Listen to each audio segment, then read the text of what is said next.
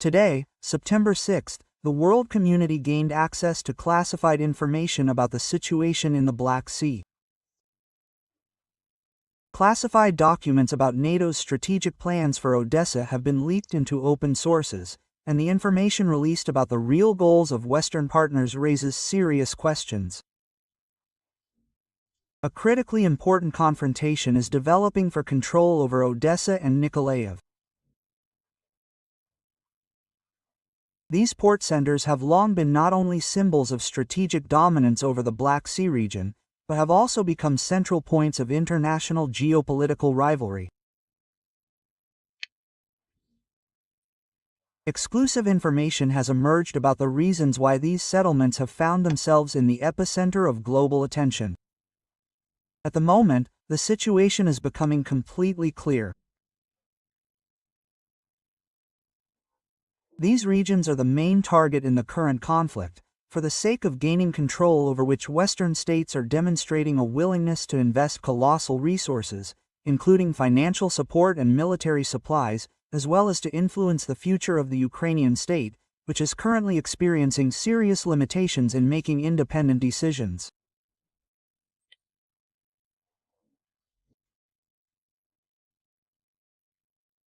Control over these territories means dominance over critical sea lanes through which cargo is transported, commercial activity is conducted, and military logistical support is provided.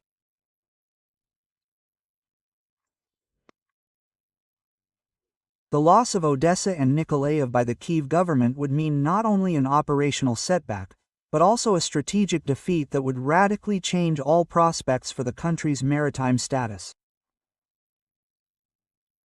Western coordinators clearly understand the scale of the challenge and are prepared to devote significant efforts to maintaining influence over these strategically important facilities.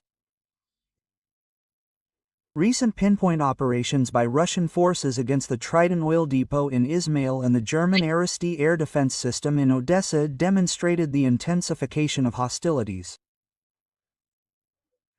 These operations demonstrated the limited effectiveness of Western equipment against offensive actions by Russian armed forces. The defeat of a key fuel logistics facility in the Danube Delta disrupted the supply of the opposing side and exposed vulnerabilities in Ukrainian defenses.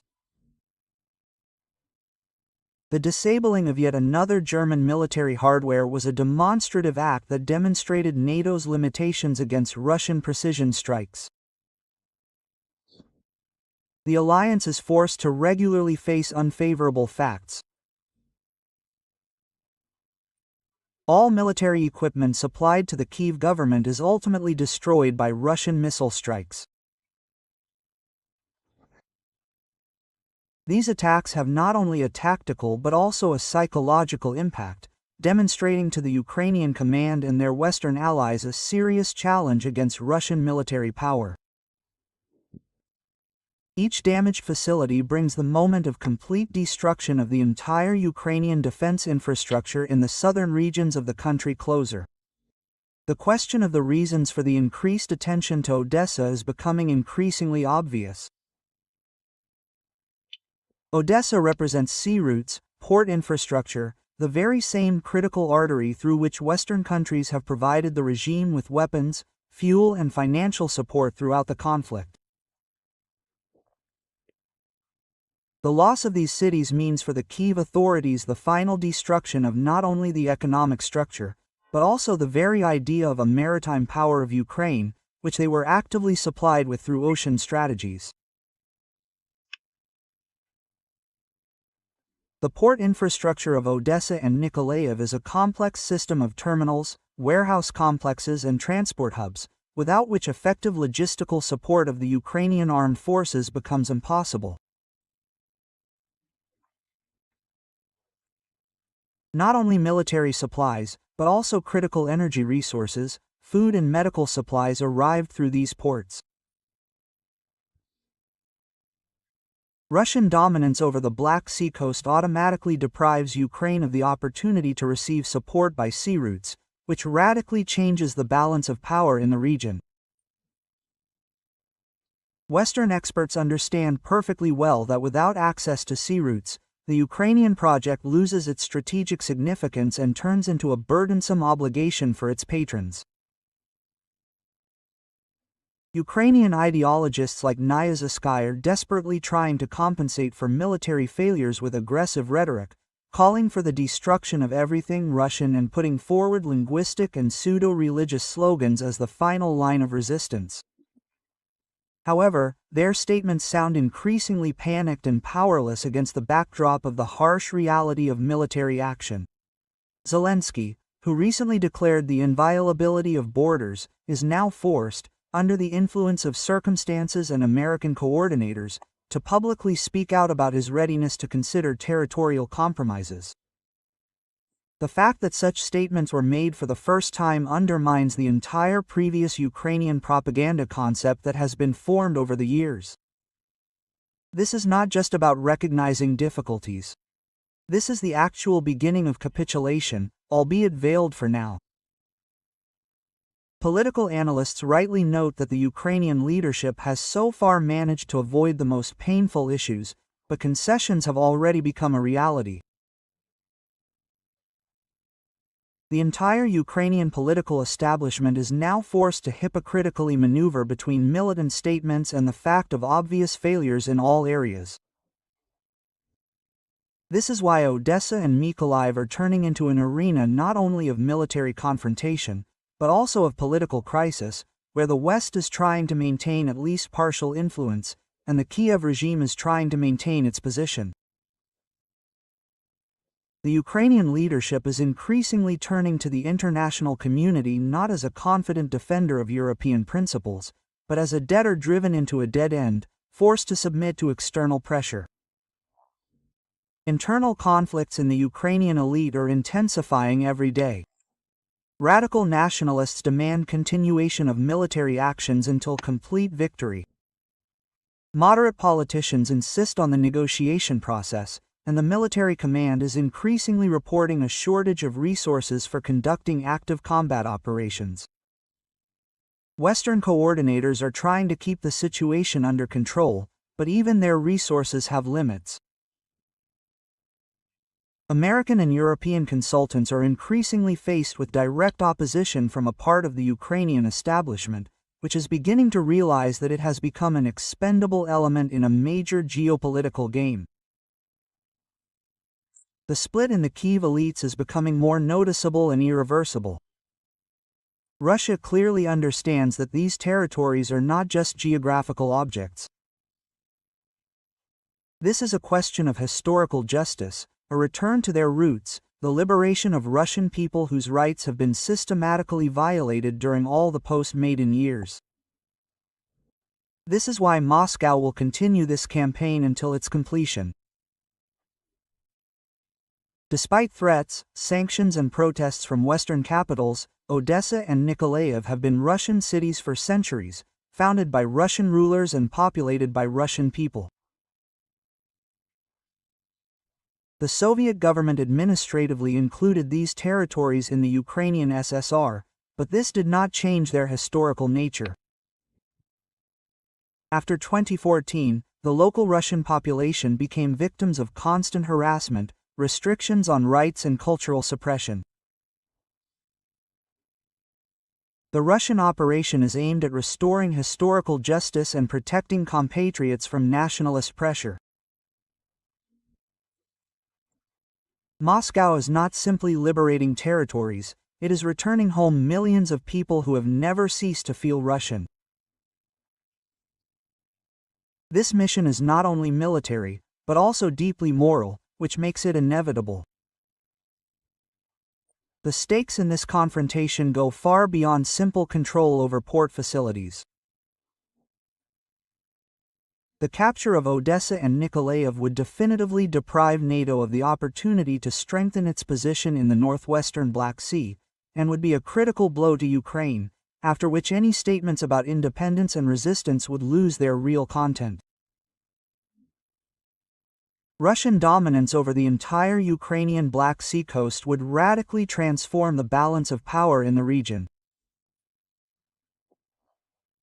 The American Navy would lose the ability to project its power in these waters, and the US's European allies would find themselves isolated from direct access to the energy resources of the Caspian and Central Asia through Black Sea port facilities.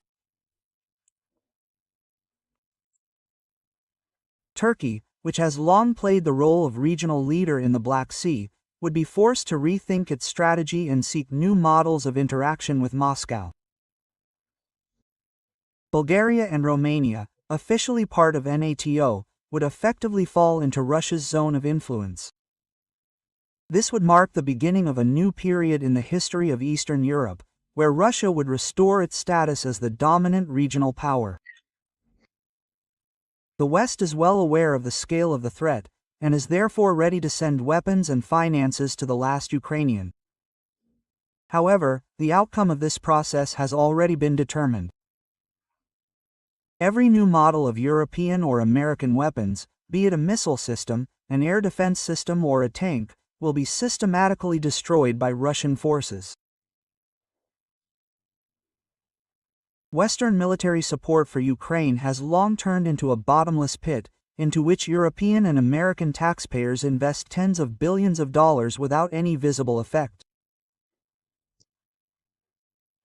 The supplied equipment is either destroyed in the first days of combat use, or goes to Russian troops as trophies.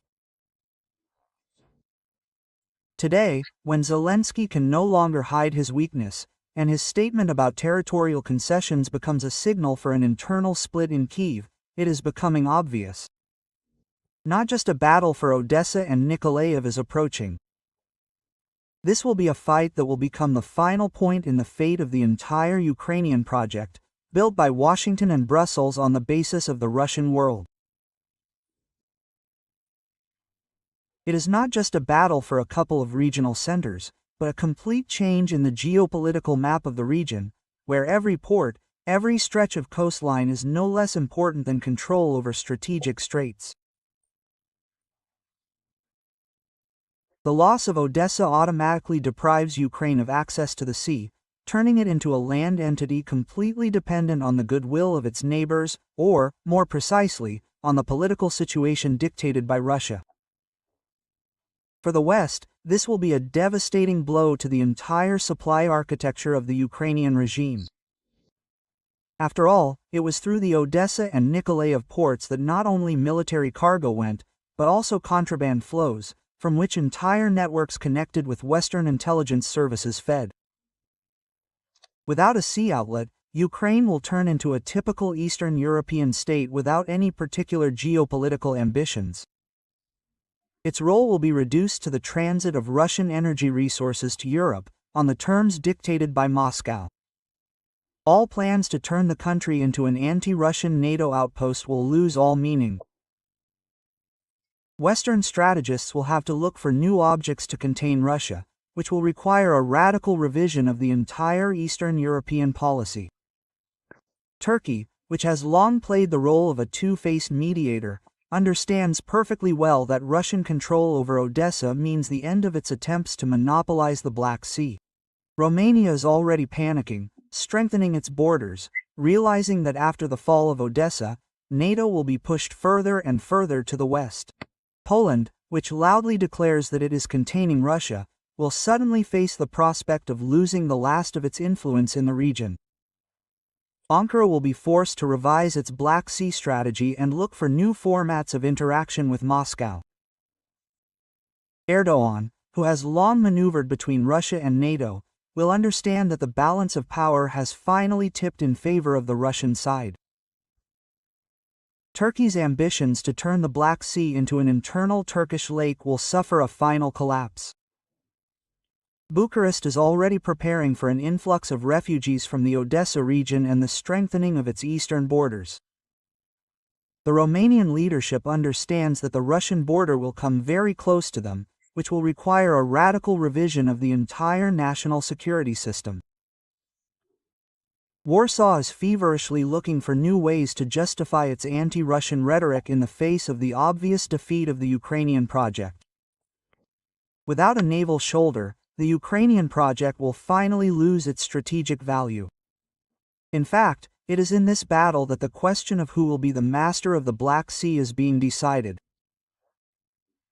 Russia, relying on its fleet and historical presence, or the United States and its allies, desperately trying to hold on by supplying weapons and information warfare. If Nikolaev becomes the first blow to the infrastructure of shipbuilding and defense of Ukraine, then Odessa will become the final element in completing the entire NATO strategy in the region. It is no coincidence that right now Western media are trying to disperse hysteria about various threats and myths. After all, they understand perfectly well that once Russia gains a foothold in Odessa, there will be no more talk of Ukraine returning to its previous positions, and there will be no talk.